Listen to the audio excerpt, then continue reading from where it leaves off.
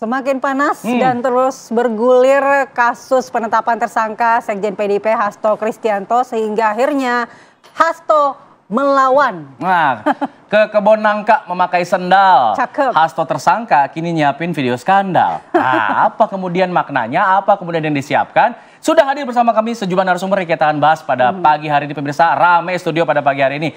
Selamat pagi Bapak-Bapak. Selamat pagi. Wah, kita sebutkan satu-satu ya. Ada saya nyebutnya Bapak dong sekarang ya. Bapak Immanuel Ebenezer nih. Bang Noel, di sini tidak sebagai wamen naker tapi sebagai Ketua Umum Jokowi Mania. Selamat pagi. Selamat pagi, Pak. Lalu kemudian sebelahnya ada Bang Heri Firmansyah selaku pakar hukum pidana. Selamat pagi. Selamat pagi. Assalamualaikum. Sebelahnya lagi ada Bang Henry Satrio, analis politik kita pada pagi hari ini. Bang Henry. Selamat pagi Pak Hensa. Selamat pagi Mas Semangat ya, Bang. Oh iya, semangat. Dan kita tentunya menyapa orang yang membuat geger nih dalam beberapa hari terakhir. Ada Muhammad Guntur Romli selaku juru bicara PDIP. Selamat pagi Bang Guntur Romli. Ya, selamat pagi. Assalamualaikum. Membuat geger atau membuat GR? Waalaikumsalam warahmatullahi wabarakatuh.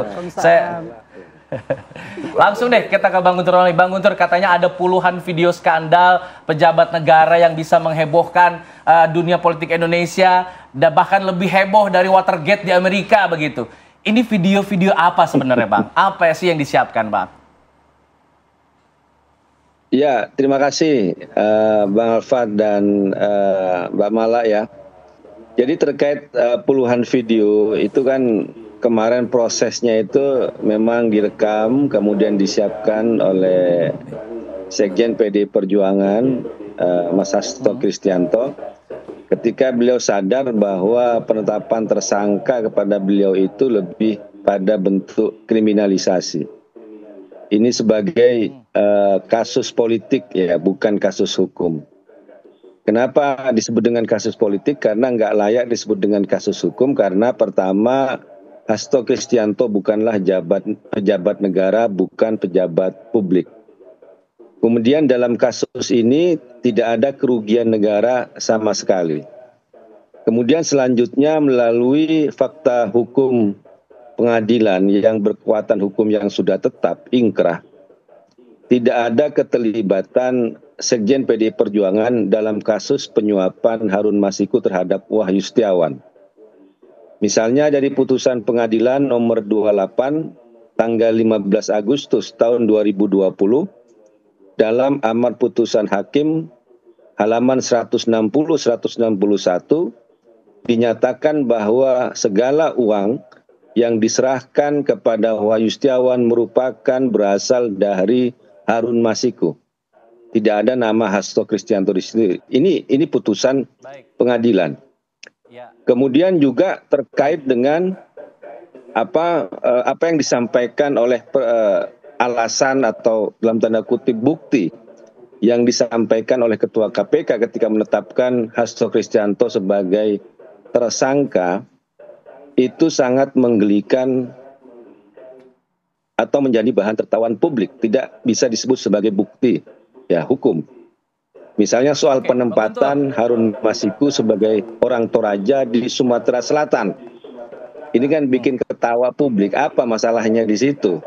Tidak semua yang namanya pencalekan itu sesuai dengan asal.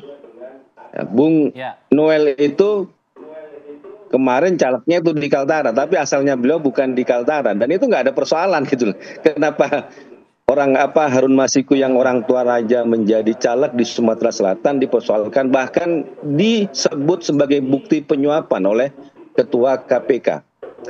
Jadi inilah yang menjadi alasan-alasan pertimbangan bahwa menurut Sekjen PDI Perjuangan ini bukan kasus hukum tapi lebih kepada kasus politik, dan sebagai perlawanan karena ini temanya adalah pemberantasan korupsi, maka Sekjen PDI Perjuangan membuat video-video yang memuat skandal-skandal korupsi, termasuk juga upaya kriminalisasi terhadap Anies Baswedan. Dan kalau kita bicara soal Watergate, berarti itu adalah penyalahgunaan kekuasaan, menggunakan hukum untuk membunuh karakter politik, lawan politik. Baik. Nah, ke situ ya puluhan video itu. Begitu, Mas. Baik. Tadi sudah disebut disinggung nama Bang Noel, mungkin langsung ditanggapi Bang. Langsung disenggol Bang. Yang mana nih? Tadi udah disenggol tuh. Bapak, kan teman saya. Sebetulnya kan teman diskusi dari zaman Ahok dulu ya. Iya. Iya, jadi nggak apa-apa. Ya biasa. Ya, tapi kemudian ada menyebutkan, kalau saya mengaitkan begitu ya, dengan apa yang dikatakan oleh Pak Hasto, bahwa dia sempat menyinggung ada pihak-pihak yang berambisi untuk 3 periode, ini sepertinya mengarah ke Pak Jokowi begitu kalau begitu. Anda sebagai perwakilan Pak Jokowi mania, apakah juga merasa ada sesuatu yang bisa saja dibahas di video yang dibuat oleh Pak Hasto ini? Gini, bicara tentang gagasan 3 periode itu kan persoalan politik ya saat itu. Ada gagasan liar yang membuat kita khawatir saat itu. Salah satu yang menolak itu kan saya ya. Saya langsung dari relawan Jokowi yang langsung secara terbuka menolak gagasan gagasan liar ini. Gagasan yang kecenderungannya pasti anti terhadap demokrasi. Jadi kalau ketika Hasto bicara tentang ada gagasan relevan nggak dengan hari ini? Sedangkan sekarang ini presidennya baru, artinya 3 periode sudah tidak didukung oleh publik. Pertama itu, kedua pasti melanggar konstitusi ya. Ketiga melanggar apa yang menjadi bagian cita-cita kita waktu di 98 bahwa kekuasaan eksekutif itu harus dibatasi, yaitu 2 periode. Nah, ketika timbul gagasan 3 periode, ya kita melawan dong gitu. Dan saat itu relawan Jokowi yang melakukan perlawanan saya. Dan kedua, bahwa presiden sudah menyampaikan saat itu ya, Pak Jokowi sebagai presiden, dia menyampaikan orang yang menggagas 3 periode ini orang yang menampar mukanya, lantas mencari muka dan sebagainya lah. Dan itu kan berkali-kali beliau sanggah bahwa tidak ada gitu loh. Kemudian itu diwacanakan, kemudian ada beberapa relawan Jokowi yang sesat itu, banyak orang sesat saat itu, yang sangat euforia dengan gagasan ini, ya kan saya melawan. Walaupun saat itu saya dihabisi juga, tapi saya tetap nggak berhenti untuk melakukan perlawanan bahwa ini adalah gagasan jahat dalam demokrasi. Dan kita lawan tuh. Nah kemudian Hasto mengkait-kaitkan, Hasto tuh lagi panik, nggak bisa tidur ya pasti. Apakah artinya ini apa yang ditujukan oleh Pak Hasto ini salah alamat kalau mengatakan bahwa ini adalah... Ya realitanya hari ini ada 3 periode. Ya itu kan mungkin pintu masuknya saja Bang. Pintu masuknya soal itu untuk mengkaitkannya ke Pak Jokowi. Orang kalau lagi sakit siapa perut, tahu punya video-video lain atau bukti-bukti lain yang diungkap dalam video itu terkait Pak Jokowi misalnya. Nanti malah jadi backfire, dia bilang ada bukti-bukti besar dan lain-lainnya. Malah nanti blunder buat dia. Nanti ketika nanti penegak hukum bilang mana bukti-buktinya, kalau dia nggak bisa buktiin gimana? Jadi yakin tidak ada ya video-video yang mengaitkan dengan Pak Jokowi? 1.000.000% nggak ada tuh. Oke. Nah 1.000.000% juga kita tuntut supaya itu ada. Supaya dibuktikan. Iya dong, jangan maksudnya gini, jangan lempar-lempar bola panas yang akhirnya tidak bisa bertanggungjawabkan. Kalau kayak saya dari dulu kan saya buktiin terus. Apa yang saya sampaikan saya buktiin terus. Jangan-jangan apa yang menjadi kegundahan Mas Hasto ini, kegelisahan dia yang nggak bisa tidur ketika menjadi TSK. Sebetulnya kan mungkin ada doa-doa orang yang dulu dizalimi beliau. Akhirnya doa itu sekarang berjalan. Ya sudah, jangan dikait-kaitkan problem politik dia dengan politik gitu loh. Ya sudah, ini kasus hukumnya, fokus aja di situ. Buktikan bahwa dia tidak melakukan itu. Dan penegak hukum juga sedang melakukan pembuktiannya juga kan. Ya sudah, nanti di persidangan aja. Jangan ngebangun opini-opini, mengorkestrasikan sesuatu yang sebetulnya saya yakin beliau juga tidak akan mampu membuktikannya. Berarti tidak ada kekhawatiran ya kalau video-video itu diungkap ke publik ya? Pertama, jelas tidak berani dia ngeluarinnya. Kedua, kita juga akan mau tahu benar nggak itu gitu loh. Yang pasti saya katakan tidak mungkin ada. Kalau dia bilang banyak, kita buktiin aja. Gitu. Kalau dia bilang banyak ya buktikan aja. Tahu sampai banyak lah, 3 atau 4 lah. Baik. Gitu. Bang Guntur nggak berani katanya bakalan dikeluarin, nggak akan berani karena buktinya mungkin tidak ada, hanya ngomong doang. Ditantang loh. Ayo, Bang Guntur seperti apa tuh tanggapannya? Silakan. Menurut saya itu ucapan dari orang yang merasa terancam atau panik karena akan mendapatkan yang Anda sebut sebagai serangan balik. Tapi bagi kami ini merupakan upaya perlawanan ketika kasus atas nama korupsi ini disalahgunakan untuk kasus politik. KPK baru melakukan penggeledahan terhadap kantor BI dan sudah menetapkan 2 orang tersangka, tapi kemudian tiba-tiba diralat. Karena disebut dari yang disebut tersangka itu terkait dengan politisi yang sampai saat ini masih ada dalam lingkaran kekuasaan.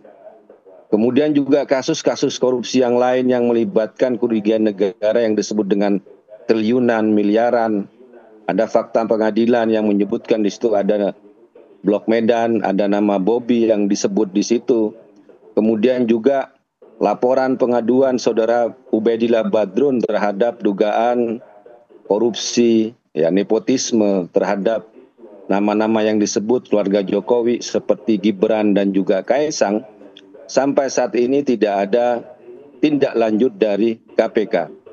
Sementara untuk kasus penetapan tersangka Hasto Kristianto, Ketua KPK tidak menyebut di situ berapa sih nilai kerugian negara. Karena kalau disebut di situ ada uang, itu ada uang 600 juta yang merupakan penyuapan dari Harun Masiku kepada Wahyu Setiawan yang tidak ada sama sekali dari Hasto Kristianto. Jadi kita melihat bahwa upaya-upaya inilah yang menjadi alasan, yang menjadi bukti sesungguhnya bahwa kasus ini merupakan kasus politik. Kemudian juga latar belakang. Hasto Kristianto selama ini juga terus diancam, diintimidasi. Kalau berbicara kritis terkait dengan wacana 3 periode sebelum ini, kemudian hingga saat ini pun, ya selalu diancam dengan kasus Harun Masiku. Tapi beliau tidak pernah tunduk, tidak pernah takluk, tidak pernah takut diancam, dijadikan sebagai tersangka, karena memang beliau yakin tidak terlibat dalam kasus ini. Dan posisi kami pun sampai saat ini, silakan kejar buru tangkap Harun Masiku, selesaikan masalah kasus Harun Masiku. Dan ini selama ini juga sudah merugikan citra partai, merugikan Sekjen PDI Perjuangan. Ya, kami tidak mau menghalang-halangi, silakan. Tapi kenapa Harun Masiku gagal ditangkap oleh KPK? Ini mau sudah yang ke-5 tahun, tapi malah Sekjen PDI Perjuangan yang dijadikan sebagai tersangka. Gitu. Jadi untuk soal video, kami tidak perlu ditantang. Ya, nanti akan ada waktunya untuk merilis. Gitu. Gak berani lah. Baik, singkat saja nih, singkat sebelum nanti ini udah mulai panas kan, kita udah sebut sejumlah nama begitu ya. Singkat saja Bang, yes no question. Apakah video-video yang dibuat oleh Pak Hasto ini juga berkaitan dengan nama-nama yang Anda sebut tadi? Ada Bobby, ada Kaisang, ada lainnya? Paling nanti ngomongin cuplikan-cuplikan berita. Karena di situ. Baik, nanti dibahas saja. Kita akan bahas nanti saja. Tetap di sini di Apa Kabar Indonesia Pagi. Kembali di Apa Kabar Indonesia Pagi, tadi Bang Guntur Romli sepertinya sudah men-spill sedikit-sedikit apa sebenarnya video-video yang akan diungkapkan tersebut. Kita langsung minta tanggapan dari Bang Hensat mungkin. Bang Hensat, apa sebenarnya tujuan? Jadi gini, kalau menurut saya, memang kalau ada dibuka aja. Sehingga misteri di balik ini tuh selesai lah. Ini kan sebetulnya case 5 tahun yang lalu ya. Dan ini masuknya ke ranah personal aja, jangan dibawa ke ranah institusi. Jadi artinya ya udah Hasto gitu. Dan kemudian tadi saya katakan semua misterinya dibuka, termasuk tugas KPK menemukan Harun Masiku. Kan korbannya Harun Masiku bahkan sudah ada yang masuk penjara semua. Wahyu segala macam itu kan masuk semua. Nah ini sekarang tetap ada. Terus kemudian ada ancaman-ancaman, ada video yang segala macam itu. Kalau menurut saya sih, kalau memang ada dibuka aja. Nah, tapi kan kalau memang benar ada kekhawatiran lain gitu. Jadi ini kan seperti ada proses sandera di dalam politik kita. Jadi nggak sehat politiknya. Tapi sandraan-sandraan politik ini hanya bisa dilakukan oleh mantan penguasa dan penguasa. Karena yang punya rahasia itu, yang punya kartu-kartu truf itu biasanya penguasa kan. Nah, biasanya kalau penguasa dan mantan penguasa ini sedang berseteru, maka buka-bukaan kartu truf ini terjadi gitu. Sebetulnya ini harus dihentikan karena akhirnya politiknya jadi nggak sehat di Indonesia. Kalau tadi Bang Hensa bilang yang bisa mengancam itu hanya penguasa dan mantan penguasa, artinya bukan pepesan kosong dong. Ancamannya berarti dia tahu dong, ada. Ya, makanya saya bilang buka aja. Kan ada yang tadinya mantan penguasa kemudian jadi penguasa lagi gitu. Bahkan ada penguasa yang kemudian mengundurkan diri terus akhirnya jadi tetap penguasa lagi. Ada penguasa yang terancam, kemudian supaya kekuasaannya tidak dilepas, dia bergabung dengan penguasa lagi, gitu kan. Di jajaran teman-temannya Pak Noel kan di kabinet, kalau kita baca pemberitaan kan masih ada tuh ya. Kan saya baca berita aja. Buktinya benar atau tidak ya nanti proses hukum, bukan wilayahnya saya. Tapi kan kalau kita lihat, kalau dari pernyataannya Gun Romli, kan sure banget nih bahwa saya punya nih videonya, tinggal dibuka nih. Bang Noel bilang, ya buka aja. Kalau Henry Satrio bilang, bener buka aja. Tapi di sisi lain kan kalau tadi dikatakan mantan penguasa dan penguasa, bukannya Pak Hasto ini juga mantan partai penguasa? Nah itu saya bilang tadi gitu. Kartu truf penyanderaan politik itu hanya bisa dilakukan oleh mantan penguasa dan penguasa. Kalau presenter, dosen kayak saya, kita nggak bisa tuh sandraan-sandraan politik itu. Tapi yang bisa ini adalah orang-orang yang punya kartu truf, yang punya catatan-catatan. Jadi begitu disampaikan ada video-video, ya udah buka aja sih. Kan kalau udah terbuka semua, tidak ada lagi penyanderaan, mudah-mudahan politiknya di Indonesia semakin sehat. Demokrasinya juga semakin sehat. Jadi larinya ke arah sana. Dan kemarin kan Hasto udah bilang, Mas Hasto tuh udah bilang dia akan mengikuti proses hukum. Menurut saya itu udah bagus. Diterusin aja proses hukumnya.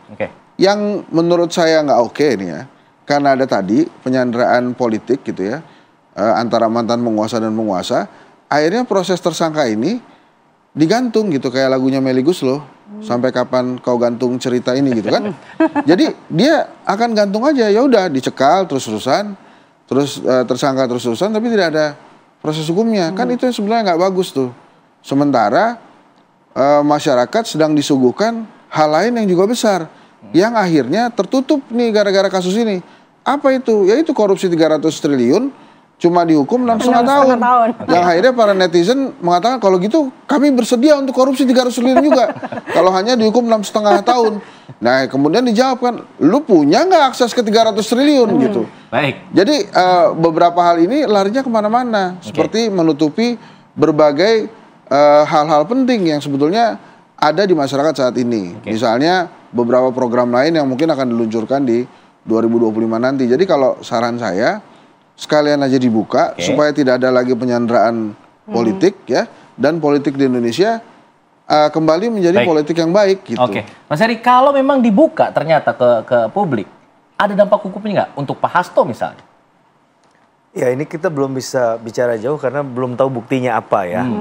Ya katakanlah ada skandal yang kemudian diungkapkan. Tadi kan udah di-spill sedikit-sedikit tuh, Bang. Bagaimanapun kalau bicara tentang hukum itu harus ada batu ujinya. Kalau menurut saya, kalau memang mau diuji ya dilaporkan secara resmi ke aparat penegak hukum untuk di-challenge ya. Kita tidak ingin misalnya narasi-narasi semacam ini ternyata minor terhadap buktinya. Satu. Yang kedua, saya sepakat juga tadi Bang Hensat katakan, padahal ini adalah kewajiban hukum ya. Ketika ada seseorang mengetahui adanya dugaan tindak pidana, kan kewajiban hukumnya adalah memberikan kesaksian, menginformasikan kepada aparat penegak hukum. Kalau ternyata mengetahui tapi kemudian tidak disampaikan, apakah ini untuk kepentingan yang lebih besar yaitu merah putih atau kepentingan sesaat hanya untuk menangkis serangan sesaat saja? Nah ini nanti pasti pihaknya Mas Hasto lebih paham untuk menjelaskan hal itu. Tapi dari kacamata hukum sekali lagi, kita tentu sangat menyayangkan kalau sampai pilihan untuk tidak menyampaikan informasi itu adalah menunggu momentum, menunggu untuk diserang atau tidak diserang. Padahal untuk perbaikan hukum, ya sepahit apapun menurut saya harusnya disampaikan ke publik. Kalau saya yang tidak berada di kutub perkara ini, baik di KPK maupun di PDIP, sebagai masyarakat melihatnya adalah ya tentunya lebih senang kalau ada hal-hal yang sifatnya informatif dan menuju ke arah perbaikan. Nah masalahnya apakah kemudian bukti yang diajukan nanti itu memenuhi kualifikasi sebagai alat bukti atau tidak. Tapi ini haknya Pak Hasto untuk kemudian menyampaikan bahwa dia punya bukti sebagai warga negara Indonesia kan. Nah, nanti juga kemudian dijelaskan mengapa tidak disampaikan berapa tahun yang lalu misalnya, kenapa baru sekarang. Ini kan jadi bahasa sandra menyandra kepentingan yang dari dulu pernah kita dengar itu menjadi seakan-akan nyata begitu ya. Coba dikonfirmasi oleh Bang Gun. Bang Guntur, kenapa tidak disampaikan ke publik atau sampaikan ke pihak berwenang jika kemudian punya bukti-bukti skandal tersebut sehingga nantinya tidak jadi menggantung kemana-mana tadi kalau kata Bang Hensa begitu? Iya, terima kasih. Pertama saya mengomentari dulu yang disampaikan oleh Bang Hensat, bahwa kasus ini bukan Hasto Kristianto sebagai pribadi, Bang. Kalau kita menyimak dari pernyataan Ketua KPK, itu kan Hasto Kristianto sebagai Sekjen PDI Perjuangan. Jadi ini bukan kasus pribadinya Hasto Kristianto, tapi kasus yang menyerang PDI Perjuangan. Apalagi yang disampaikan Ketua KPK, pertimbangan atau bukti yang ia sebut, itu kan semua yang dikriminalisasi itu kan tugas kesekjenan. Misalnya menempatkan caleg. Tapi itu kan berdasarkan rapat DPP dan keputusan Ketua Umum. Jadi bukan pribadinya sekjen. Kemudian juga keputusan meng-PAW-kan ya, Harun Masiku. Karena waktu itu juga kasusnya bukan hanya kasus Harun Masiku satu orang. Di situ ada nama Maria Lestari yang juga sama-sama diajukan ke KPU. Maria Lestari diloloskan tapi Harun Masiku tidak. Bahkan disitulah ada upaya untuk meminta duit. Dan kalau saya jadi Harun Masiku saat itu, saya akan laporin ini upaya untuk pemerasan. Wong saya ada punya namanya surat dari DPP, ada fatwa Mahkamah Agung. Ya cuma terjadilah kasus penyuapan itu dan kami tidak mau bela. Kasus yang lain juga adalah waktu itu juga di Gerindra ada Mulan Jamila yang mengajukan juga PAW dan meloncati 2 caleg di atasnya. Dan waktu itu juga diloloskan. Makanya di situ kenapa Harun Masiku tidak diloloskan kemudian dimintain duit. Tapi terjadilah kasus seperti ini dan kami tidak mau bela, silakan buru tangkap Harun Masiku karena kasus ini benar-benar menciderai citra partai dan juga selama ini menjadikan sandera politik terhadap Sekjen PDI Perjuangan. Itu yang pertama. Yang kedua, kenapa tidak dilaporkan kepada lembaga-lembaga penegak hukum? Pertanyaannya adalah apakah kita masih bisa percaya penegak hukum? Kasus seperti disampaikan tadi 300 triliun itu kan kasus di Kejaksaan. Harvey Muiz ya ternyata juga divonis 6,5 tahun. Kemudian mau laporkan kemana? Ke KPK. Yang banyak kasus yang sudah disebutkan, bahkan almarhum Faisal Basri menyebut di situ ada dugaan ekspor ilegal nikel dan menyebut nama terang-terangan ada nama Bobi Nasution dan Erlangga Hartarto. Itu disebutkan oleh almarhum Faisal Basri dan disebutkan juga di situ ada bukti-bukti. Kemudian seperti saya sebutkan tadi juga KPK baru meralat 2 tersangka kasus dugaan penyalahgunaan CSR-BI. Ya, kemudian kepada polisi. Ya, banyak sekali kasus-kasus akhir-akhir ini yang melibatkan citra kepolisian. Bahkan juga di situ ya dalam video itu juga ada yang disampaikan oleh Mas Hasto bagaimana seorang pimpinan dari lembaga penegak hukum itu disalahgunakan, dipakai untuk menyelesaikan masalah pribadi anak seorang penguasa. Masalah pribadi lah, tapi menggunakan kewenangan pimpinan penegak hukum. Nantilah kita lihat videonya. Gitu. Tapi kalau begitu tidak dilaporkan alasannya ke penegak hukum itu tidak ada konsekuensi hukumnya, Bang Guntur? Ya kita kan persoalannya sekarang itu kan banyak kasus itu harus viral, harus menjadi perhatian publik baru ada keadilan. No viral no justice itu istilahnya yang sekarang kalau kita bicara soal netizen. Karena di situ kita lihat bahwa masalah ketidakpercayaan masyarakat kepada lembaga-lembaga negara, ya itulah yang menyebabkan sehingga tidak semuanya banyak kasus itu bisa diselesaikan oleh lembaga-lembaga negara kecuali mendapat perhatian dari publik, mendapatkan dukungan dari publik sehingga negara itu harus bertindak. Jadi seperti itu. Baik. Sebentar, Pak. Jadi artinya kalau memang tidak perseorangan, maka yang memiliki video ini sebenarnya PDI Perjuangan. Institusi, PDP-nya. PDI Perjuangan gitu ya. Jadi artinya menurut saya apalagi sebuah partai besar, pemenang pemilu gitu ya, sebaiknya memang dipercepat saja dibukanya supaya memang PDI Perjuangan bisa jadi garda terdepan untuk perbaikan politik di Indonesia. Makanya kan tadi saya katakan ini hanya bisa dilakukan oleh mantan penguasa dan penguasa. Ya PDI Perjuangan waktu itu berkuasa, makanya dia punya nih catatan-catatan ini. Nah demi perbaikan politik di Indonesia, menurut saya, karena tadi Bang Guntur Romli sudah menjelaskan dengan baik sekali bahwa tidak bisa ini di ranah perorangan, harusnya di ranah institusi. Ini malah akan membuat keterbukaan kasus ini menjadi lebih terbuka lagi, harus terang-benderang lagi, walaupun tetap saja pertanyaan di netizen yang maha benar dengan segala tweetnya itu bertanya, jadi sekarang Harun Masikunya ada di mana?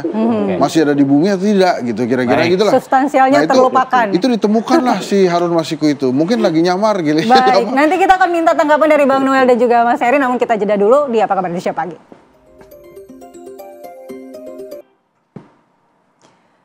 Kita lanjutkan perbincangan kita pemirsa di Apa Kabar Indonesia Pagi. Kita langsung ke Bang Noel. Bang Noel, tadi sebelumnya di Zoom Bang Gun Rom sudah menyatakan sejumlah kasus-kasus nih yang sepertinya inilah yang akan di-spill nanti dalam video-video ancaman tersebut yang dibuat oleh Pak Hasto. Bagaimana menanggapi kasus-kasus yang disebutkan tadi? Apakah memang Anda tahu atau punya informasi terkait dengan hal-hal yang disebutkan oleh Gun Rom? Pertama, saya tidak tahu. Kedua, saya yakin itu gertak sambal lah. Gertak sambal yang nggak mungkin berani dilakukan. Kedua, pasti tidak ada juga. Bagaimana ketika orang korupsi di videoin, kayak bikin sandiwara kan, kayak bikin sinetron. Mungkin Pak Hasto yang mengungkapkan. Pak Hasto di video, kemudian dia menunjukkan bukti-buktinya. Dia berani bertaruh saya di sini nih. Saya yakin 1.000.000% dia tidak akan berani melakukannya. Cuman dia kan shock doang, kaget, tersangka, nggak bisa tidur nih. 1.000.000% juga saya yakin nih bahwa Hasto tidak bisa tidur. Dia bikin orkestrasi lah, dia seperti Bung Karno yang berjuang keadilan. Dia bukan bercerita tentang Bung Karno. Kalau Bung Karno bicara tentang kemerdekaan Republik ini, tapi dia sebagai hari ini orang yang Bung Parno. Bung Parno dia, ya Parno ya, apa aja gitu. Itu. Jadi Bung Hasto ini bisa saya mandatkan sebagai Bung Parno nasional. Ya kan? Karena Parno karena dia nggak bisa tidur, sakit perut. Kalau kita kan senyum-senyum aja Mas Hasto. Udah, atau seret-seret itu kan problem hukumnya sudah. Jangan ngomong lagi kriminalisasi dan sebagainya. Jangan bangun-bangun narasi malah menyesatkan dirinya dan partainya. Ini partai besar, partai ideologis. Gitu. Gak mungkin hal-hal yang ideologis menjadi sesuatu yang seakan-akan menjadi rendah gitu loh. Karena perbuatan personal gitu loh. Kemudian itu ada institusi, ada ikatan melekat di dirinya. Terkait dia sebagai sekjen partai, itu persoalan belakang. Banyak juga tuh orang ketua umum partai, berapa ketua umum partai itu yang ditangkap sama KPK. Biasa aja tuh. Semua juga dulu gertaknya siapapun yang ditersangkakan tadi kepolisian, di KPK, pasti kami akan bongkar. Pas pakai baju oranye sakit perut tuh, diem. Lihat aja nanti, 1.000.000% saya sampaikan di sini. Gak berani Hasto ngakuinnya. Bang Guntur Romli. Gimana nih kemudian tanggapannya? Ini kemudian dibilang Bung Parno malah katanya. Jadi apa ini adalah upaya untuk menghambat kasusnya saja agar tidak berjalan begitu atau bagaimana? Ya, kalau Bung Noel tidak percaya itu ya dimaklumi. Karena video itu akan mengancam mantan bosnya. Kita lihat aja nanti. Kalau disampaikan tadi ya soal Bung Karno, ingat ada perkataan Bung Karno yang sangat terkenal bahwa perjuangan kalian itu lebih berat kalau aku menghadapi penjajah, tapi kalau kalian menghadapi bangsa sendiri. Artinya apa? Ada bangsa dari kita yang menggunakan cara-cara penjajah, melakukan kriminalisasi, ya, melakukan serangan politik untuk membunuh karakter. Ini kan khas penjajah. Jadi itu yang harus kita ingat ya. Ketika Mas Hasto mengutip Bung Karno itu bukan ingin menyamakan dirinya dengan Bung Karno, bukan. Tapi beliau mengaku sebagai murid dari Bung Karno, spirit perlawanan, spirit tidak pernah tunduk ya. Dan ada buku yang dipegang oleh Bung Hasto waktu itu soal Bung Karno Penyambung Lidah Rakyat, itu karangan ditulis oleh Cindy Adam.